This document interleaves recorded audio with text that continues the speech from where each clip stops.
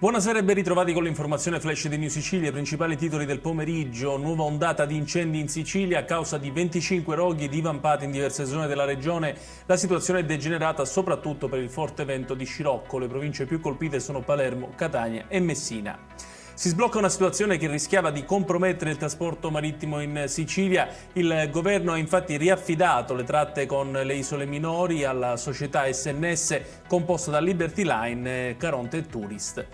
I carabinieri di Biancavilla nel Catanese hanno arrestato un 26enne pregiudicato con l'accusa di spaccio di sostanze stupefacenti. Il giovane nascondeva nel terrazzo dell'appartamento accanto al suo oltre 2 kg di marijuana.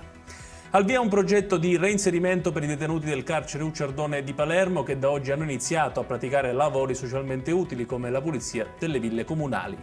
Chiudiamo con il meteo. Dopo giorni di sole intenso sulla Sicilia arriva il maltempo con piogge che colpiranno tutto il territorio regionale. Allerta meteo gialla in tutte le province ad eccezione di Ragusa e Siracusa.